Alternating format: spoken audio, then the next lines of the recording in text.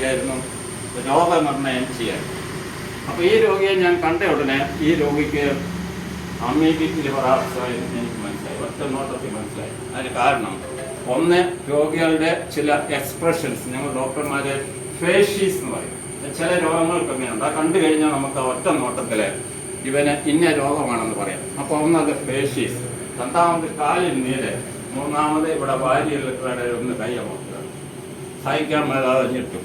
ഇപ്പം ഈ 3 ലക്ഷണം കൊണ്ട് അത് അമീബിക് ലിവർ ആർട്സ് ആണെന്ന് എനിക്ക് ബോധ്യം വരികയും വാർഡിൽ രോഗികളുടെ മുന്നിൽ വെച്ച് തന്നെ ഒരു സൂചിയും കൊടുത്ത് അത് കുത്തി ഒരു വലിയ ബക്കറ്റ് നിറയെ പഴുപ്പ് വെളിയിലേക്ക് വലിച്ചെടുത്തു.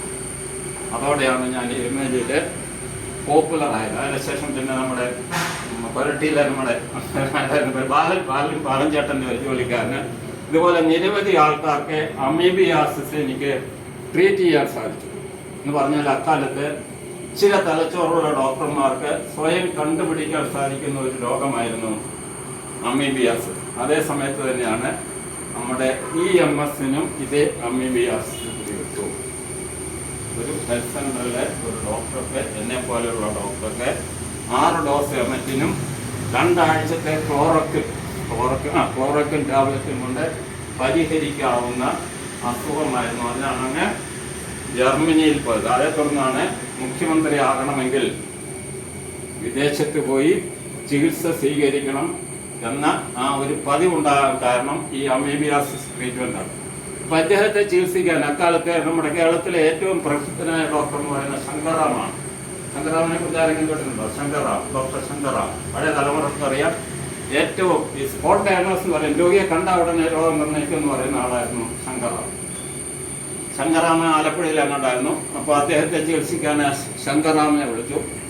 ശങ്കറാം പറഞ്ഞു, ഇതേ അമീബിയാസിസ്. അപ്പോൾ അന്നത്തെ പാർട്ടിക്കാർക്കും മാത്രം ഇഷ്ടപ്പെട്ടില്ല. അവർ പറഞ്ഞു, ഇത് പോരാ, നമുക്ക് ഡൽഹിയിലുള്ള മറ്റൊരു ഡോക്ടറുണ്ട്, ഒരു അയ്യരുണ്ട്, അയ്യരെ വിളിക്കാമെന്ന് പറഞ്ഞു. ക്യാപ്റ്റന് വേണ്ട ഒരു അയ്യരാണ്. ശരിക്കും പറഞ്ഞാൽ മറ്റേ അങ്ങയുടെ പ്രധാന തന്നെയായിരുന്നു ഈ അയ്യർ. അപ്പോൾ ഈ അയ്യരും വന്ന് നോക്കും അമീബിയാസിസ് എന്ന് പറയും. പക്ഷേ ഇവർക്കാർക്കും ബോധ്യമായില്ല. 2 പേരും വിശ്വസിച്ചിട്ടില്ല. അത് നേരെ ജർമ്മനിയിൽ കൊണ്ടുപോയിട്ട് തിരിച്ചു വന്നു കഴിഞ്ഞപ്പോൾ ആരോ ചോദിച്ചു, അവിടെ എന്തായിരുന്നു ചികിത്സ? അവിടെ നമ്മുടെ ഈ കൂലി ചികിത്സ പോലുള്ള ഒരു ചികിത്സയായിരുന്നു. വാസ്തവത്തിലെ ഈ അമീബിയാസിസും 5 അല്ലെങ്കിൽ 6 ഡോസ് എമറ്റിനും ക്ലോറോക്വിൻ ടാബ്ലറ്റും കൊണ്ടാണ്. അത് സാധാരണ ഏത് ഹെൽത്ത് സെൻ്ററിലെ ഡോക്ടർമാർക്കും കൊടുക്കാൻ സാധിക്കുന്ന ഒരു ചികിത്സയായിരുന്നു. ഇത് എരുമേലി ഹെൽത്ത് സെൻ്ററായിരുന്ന അക്കാലത്ത് കേരളത്തിലെ ഒരുപാട് മാസ് ഫാമിലി പ്ലാനിംഗ് ക്യാമ്പുകൾ ഉണ്ടാകാറുണ്ട്. ഏറ്റവും ഉദാഹരണം എറണാകുളത്ത് ഡോക്ടർ കൃഷ്ണകുമാർ, അതിനുശേഷം തൃശ്ശൂര് കളക്ടർമാർ മോഹൻകുമാർ, ഇവരൊക്കെ നടത്തിയ വൻ തോതിലുള്ള മാസ് വാസക്ടമി ക്യാമ്പുകൾ. അതിന് മറ്റേ ബക്കറ്റ് കൊടുക്കുന്നൊക്കെ പറഞ്ഞ് ഇവരൊക്കെ ചേർത്ത് വലിയ കോലാഹലം ഉണ്ടാക്കുകയാണ് മാസ് വാസക്ടമി ക്യാമ്പുകൾ. അപ്പോൾ അങ്ങനെ തൃശ്ശൂരും ആദ്യം എറണാകുളത്തും പിന്നെ തൃശ്ശൂരും വൻ മാസ് വാസക്ടമി ക്യാമ്പുകളുണ്ടായി. അപ്പോൾ ഞാൻ എരുമേലി വർക്ക് ചെയ്യുന്ന കാലത്താണ്. അപ്പോൾ എനിക്ക് തോന്നി, നമ്മുടെ ഹെൽത്ത് സെൻ്ററിൽ ഇതുപോലെ ഒരു മാസ് ക്യാമ്പ് നടത്തിയാലെന്നാണ്. അപ്പോൾ എസ്റ്റേറ്റിലൊക്കെ പോയി പിരിച്ചിട്ട് ഇന്ത്യയിലെ കേരളത്തിൽ ആദ്യമായിട്ട് ഞാൻ എരുമേലിയിലെ ഹെൽത്ത് സെൻ്ററിൽ ഒരു മാസ് വാസക്ടമി ക്യാമ്പാണ് അതിന് നടത്താൻ കാരണമുണ്ടായിരുന്നു. അതുകൊണ്ട് വേണം വ്യക്തമായിട്ട് ഞാൻ പൊൻകുന്നത്തെ ഒരു ആവശ്യത്തിന് ഈ ബാലകൃഷ്ണൻ എന്ന് പറയുന്ന ആരോഗ്യമന്ത്രി വന്നപ്പോൾ എന്നെ പരിചയപ്പെടുത്താൻ എൻ്റെ ഭാരവാഹികൾ കൂട്ടാക്കിയില്ല. അതുകൊണ്ട് ഞാൻ വിചാരിച്ചു ഈ ബാലകൃഷ്ണനെയും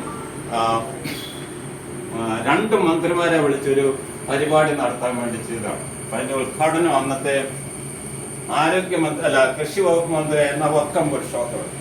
വക്കം പുരുഷോത്തമനെ കുറിച്ച് പറഞ്ഞാൽ, ഞങ്ങൾ തിരുവനന്തപുരം മെഡിക്കൽ കോളേജിൽ പഠിക്കുമ്പോൾ അവിടുത്തെ ഒരു അധ്യാപികയുടെ ഭർത്താവായിരുന്നു ഈ വക്കം പുരുഷോത്തമൻ. അന്ന് അദ്ദേഹം വക്കീലാണെങ്കിലും പ്രാക്ടീസ് ചെയ്തു. അതുകൊണ്ട് ഈ മാഡത്തിനെ കൊണ്ടുവരുമ്പോൾ പിള്ളേരൊക്കെ പൂവി വിളിക്കും, ഇതേ മാഡത്തിൻ്റെ ഡ്രൈവർ വരുന്നു എന്ന് പൂവി വിളിക്കുമായിരുന്നു. ആ വാശിക്കാണ് അദ്ദേഹം പിൽക്കാലത്ത് രാഷ്ട്രീയത്തിൽ കയറുകയും എനിക്ക് ആരോഗ്യവകുപ്പ് വകുപ്പ് വേണമെന്ന് ആവശ്യപ്പെട്ടെങ്കിലും ആദ്യത്തെ തവണ കൃഷി വകുപ്പ് മാത്രമേ കൊടുത്തുള്ളൂ. പക്ഷെ 2ാമത്തെ തവണ അദ്ദേഹം ആരോഗ്യമന്ത്രിയാകുകയും നിരവധി ഡോക്ടർമാരെ പീഡിപ്പിക്കുകയും ചെയ്തു. അതൊക്കെ ഞാൻ സമയമുണ്ടെങ്കിൽ പറയാം. അപ്പോൾ അങ്ങനെ പീഡിപ്പിക്കുകയൊക്കെ ചെയ്ത വക്കം പുരുഷോത്തമൻ. അപ്പോൾ അന്ന് ഈ വക്കം പുരുഷോത്തമൻ വന്നപ്പോൾ അദ്ദേഹത്തിൻ്റെ വലിയ ഡിമാൻഡ് സ്വീകരിക്കാൻ ആനയും അമ്പാരിയും വേണമെന്നാണ്. ഇപ്പൊ എരുമേലിയിൽ നമുക്കറിയാവുന്ന എന്നാ ആ 2 ആനകളുണ്ടായിരുന്നു ആ കാലത്ത്. ഓർക്കുന്നുണ്ടല്ലോ, എരുമേലിയിൽ 2 ആനകൾ, ഞാൻ പേരൊക്കെ മറന്നുപോയി. ഒന്നാമത്തെ മുസ്ലിം ഫാമിലിയാണ്, തേക്കും തോട്ടം. പിന്നെ അല്പം മുടന്തുള്ള ഒരു ആനയും അതിന്റെ ഉടമസ്ഥനും വനന്തുള്ള മഴവേലില്. ഈ 2 പേർക്കും ആന ഉള്ളത് കൊണ്ടാണ് ധൈര്യമായിട്ട് ഇദ്ദേഹത്തെ വിളിച്ചത്. പക്ഷെ അദ്ദേഹം ഞങ്ങളോട് ആന വേണമെന്ന് പറഞ്ഞില്ല, ആനയില്ലാതെയാണ് വന്നത്. അപ്പൊ ആദ്യത്തെ ഇതിന് മുഖ്യമന്ത്രിയല്ല ആരോഗ്യമന്ത്രിയും, രണ്ടാമത്തേന് NK ബാലകൃഷ്ണനെയും വിളിച്ചു. NK ബാലകൃഷ്ണൻ എനിക്ക് അങ്ങേയറ്റം ബഹുമാനമാണ്. കാരണം ഞാൻ കേരളത്തിലുള്ള 10 ആരോഗ്യമന്ത്രിമാരെ മാത്രമല്ല മുഴുവൻ മന്ത്രിമാരെയും ഞാൻ അനലൈസ് ചെയ്തിട്ടുണ്ട്. അങ്ങനെ നോക്കുമ്പോൾ ശൈലജ ടീച്ചറൊന്നുമല്ല ഏറ്റവും എന്നാ പറയുന്നത് അംഗീകരിക്കപ്പെടേണ്ട ആരോഗ്യമന്ത്രി NK ബാലകൃഷ്ണനാണ്. പക്ഷെ അങ്ങനെയൊക്കെ ആവശ്യത്തിനുള്ള അംഗീകാരം കിട്ടിയില്ല. കാരണം അദ്ദേഹം ഒരു PSPക്കാരനായിരുന്നു, അദ്ദേഹത്തിന്റെ പാർട്ടിയിൽ ആളില്ല. ഇപ്പൊ കേരളത്തിലെ എല്ലാ പ്രൈമറി എല്ലാ ബ്ലോക്കുകളിലും ഹെൽത്ത് സെന്ററുകൾ സ്ഥാപിച്ചത് NK ബാലകൃഷ്ണനാണ്. അതുപോലെ ആശുപത്രികൾ, ഗവൺമെന്റ് ആശുപത്രികളിലെ പേവാർഡുകളൊക്കെ തുടങ്ങിയ അദ്ദേഹമാണ്.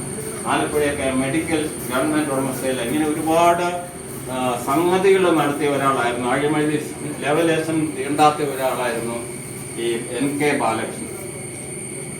അടുത്തത് അക്കാലത്തെ പേട്ടതുള്ളലിനെ കുറിച്ച് അത് പോപ്പുലർ ആക്കാൻ വേണ്ടി അക്കാലത്തെ ഒരു വലിയ വിവാദം സൃഷ്ടിച്ചു. ഞാൻ ജനകം വാരിയിലൊക്കെ എഴുതുന്ന കാലത്താണ് പേട്ടതുള്ളലിനെ പരത്ത് പറക്കണോ അല്ലെങ്കിൽ നക്ഷത്രം വരുമോ എന്നൊക്കെ ഉള്ള ഒരു വലിയ വിവാദം ഉണ്ടാക്കിയിട്ട് ആ നക്ഷത്രം പ്രത്യക്ഷപ്പെടുമെന്ന് അറിയാൻ വേണ്ടിയിട്ട് വന്ന യുക്തിവാദി വിട്ടമറുകാണല്ലോ അടുത്തേക്കുന്നത് മറ്റേ നമ്മുടെ അഡ്വക്കേറ്റ് PR രാജഗോപാൽ. അങ്ങനെ അദ്ദേഹത്തെ നക്ഷത്രം കാണിക്കുന്നതാണ് ഈ ഫോട്ടോ. അക്കാലത്തെ ഈ ചരിത്ര സംഭവം റിപ്പോർട്ട് ചെയ്യാൻ വന്ന മാധ്യമ പ്രവർത്തകരായിരുന്നു പിൽക്കാലത്ത് ഗവർണറായ കുമ്മനം രാജശേഖരൻ. അങ്ങനെയാണ് കുമ്മനം രാജശേഖരനെ പരിചയപ്പെടുന്നത്.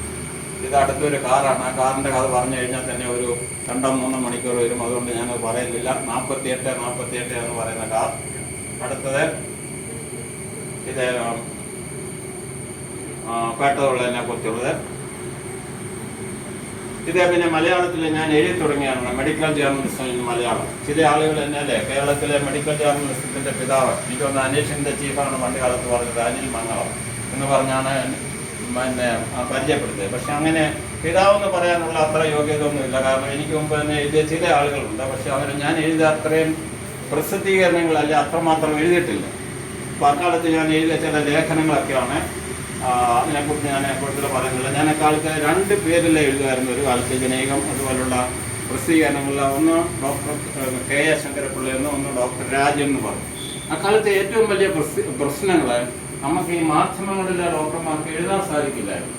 മനോരമയിലൊന്നും ഒരു കാലത്ത് നമ്മളെ തുടിക്കത്തില്ല. മനോരമയിലെ ഒരു ഡോക്ടർക്ക് എഴുതണമെങ്കിൽ കണ്ടത്തിൽ കുടുംബത്തിൽ ജനിച്ചിരിക്കണം.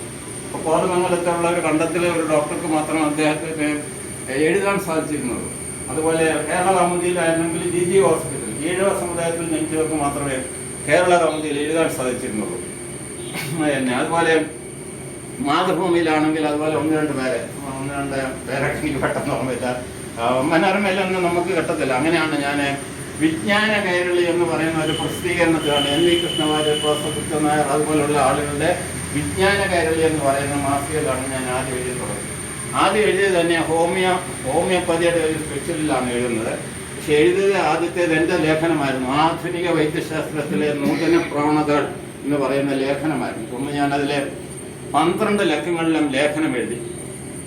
അപ്പോൾ അങ്ങനെ ലേഖനം എഴുതിയ കാലത്ത് ജനജീവിതത്തിലേക്ക് എന്തോ ഒരു കാര്യത്തിന് കത്തയക്കേണ്ടി വന്നു. അപ്പോൾ കാമ്പശ്ശേരി കരുണാകരൻ പറഞ്ഞു, ഡോക്ടറെ ഇങ്ങനെയൊക്കെ എഴുതി കഴിഞ്ഞാൽ വിജ്ഞാന കൈരളിയിലൊക്കെ എഴുതിയാൽ ആളുകൾ വായിക്കത്തില്ല. ആളുകൾ വായിക്കണമെങ്കിൽ നമ്മളെ പോലെയുള്ള ജനകം പോലെയുള്ള പ്രസിദ്ധീകരണങ്ങളിൽ ലേഖനം എഴുതണം. അങ്ങനെയാണ് ഞാൻ കൊല്ലത്തുള്ള ജനയുഗത്തിലേക്ക് എഴുത്തു മാറുന്നത്. അപ്പോൾ എഴുത്തു മാറുന്ന കേരളത്തിലെ പൊതുജനാരോഗ്യ പ്രശ്നങ്ങൾ എന്ന് പറഞ്ഞ ഒരു ലേഖന പരമ്പര ഞാൻ തയ്യാറാക്കി ഞാൻ ജനയുഗത്തിന് അയച്ചു കൊടുത്തു. അപ്പോൾ ആദ്യത്തെ ലേഖനം റാബീസിനെ കുറിച്ചാണ്. റാബീസ് നമ്മുടെ പഞ്ചായത്ത് പ്രസിഡന്റുണ്ടല്ലോ, പഞ്ചായത്ത്. അപ്പം പല ഡോക്ടർമാരും എനിക്ക് ശേഷം വന്ന ഗോപിനാഥുള്ള തുടങ്ങിയ ഒരുപാട് ഡോക്ടർമാരെ ആദ്യമായിട്ട് എഴുതുന്നത് റാബീസിനെ കുറിച്ചാണ്. റാബീസിനെ കുറിച്ച്. അപ്പൊ അങ്ങനെ റാബീസിനെ കുറിച്ച് എഴുതിയും റാബീസിനെ കുറിച്ച് എഴുതി. അപ്പൊ പണ്ട് കാലത്ത് പത്രങ്ങളിൽ പേപ്പട്ടി വിഷബാധ എന്നായിരുന്നു. ആ പേവിഷബാധമാക്കിയത് തന്നെ ഞാനാണ്. കാരണം പേപ്പട്ടികൾക്ക് മാത്രമല്ല പല ജീവികളിൽ നിന്നും പേവിഷബാധ വരാം, റാബീസ് എന്ന് പറയും. അതുപോലെ ഞങ്ങളുടെ ലേഖനങ്ങളെ തുറന്നാണ് ആനയടി എന്ന് പറയുന്ന ഒരു സ്ഥലമുണ്ട്, മാവേലിക്കരയ്ക്ക് അടുത്ത്. ആനയടി ഇവയൊക്കെ കേട്ടിട്ടുണ്ടാകുമ്പോൾ ആനയടി.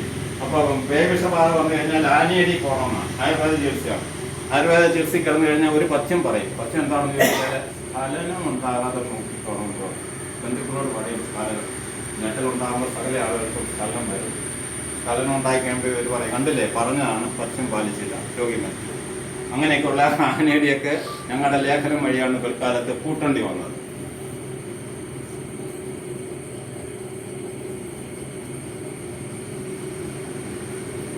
അടുത്തത് ഇതാണ് എൻ്റെ മറ്റേ പേട്ടതൊഴിലിനെ കുറിച്ചുള്ള പുസ്തകം. ഇത് ഉറൂബ് എന്ന് പറയും. ഉറൂബ് മനോരമയുടെ ബേസിക് കുട്ടികൃഷ്ണൻ. ഇനിയാണ് എൻ്റെ സർവീസിലുള്ള മെഡിക്കൽ പ്രൊഫഷനെ കുറിച്ച് പറയാനുള്ളത്.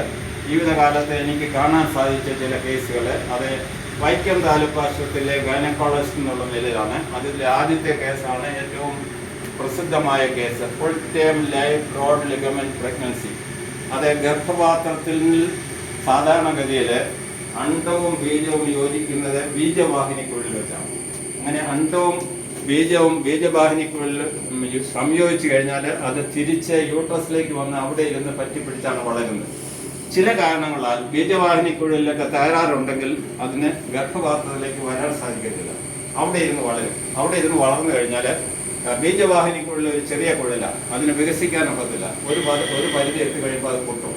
അത് പൊട്ടിക്കഴിഞ്ഞാൽ അത് വെളിയിലേക്ക് വന്നിട്ട് ഉദരത്തിനുള്ളിലേക്ക് രക്തസ്രാവം ഉണ്ടാകും. അത് ചിലപ്പോൾ 2 കുപ്പി 3 കുപ്പി 4 കുപ്പിയൊക്കെ അങ്ങനെയുള്ള രക്തസ്രാവം ഉണ്ടാകും. അത് ഉടനടി കണ്ടുപിടിച്ച് ഓപ്പറേഷൻ ചെയ്യുകയാണെങ്കിൽ